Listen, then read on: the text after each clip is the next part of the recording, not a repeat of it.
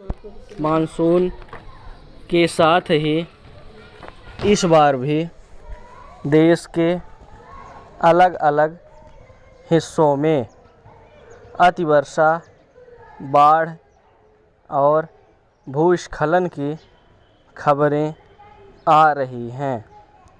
वर्तमान में मध्य प्रदेश का ग्वालियर, चंबल इलाका, राजस्थान का हाड़ौती क्षेत्र, उत्तर प्रदेश के 20 जिलों समेत बिहार और पश्चिम बंगाल में भी जल प्रलय के हालात बने हुए हैं। हजारों मकान डूब गए, सड़कें टूट गईं, पुल बह गए, फसलें चौपट हो गईं और हजारों लोग बेघर से हो गए।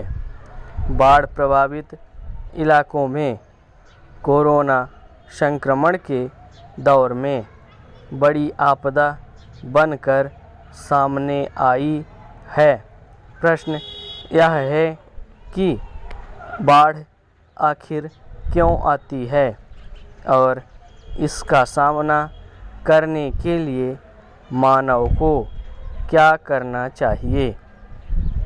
अतिवृष्टि तो बाढ़ का सबसे बड़ा कारण है ही, मगर इसके साथ ही मानव की गलतियां भी इसके लिए जवाबदेह हैं। लगातार कचरा बहाने के कारण नदियां उथली हो गई हैं। उनमें अत्यधिक गाद जम गई है। नदियों का कटाव रोकने में इनके गर्भ में मौजूद रेत की अहम भूमिका होती है, मगर अवैध और बेकाबू खनन ने नदियों के किनारों को भी खोखला कर दिया है। उनके बहाव क्षेत्रों के साथ छेड़छाड़ हुई है। जब मनुष्य ने उनके क्षेत्र में प्रवेश किया तो वे भी आबादी का रुख करेंगी ही।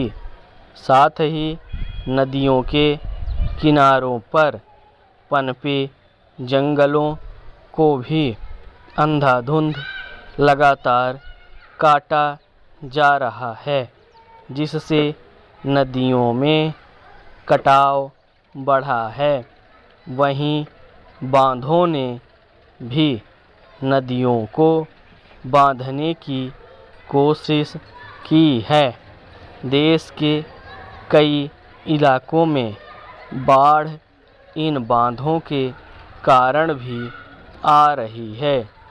ऐसे ही जो शहर नदियों के किनारों पर बसे हैं, उन्होंने तो नदियों के कैचमेंट क्षेत्र में ही सघन आवासीय क्षेत्र निर्मित कर लिए।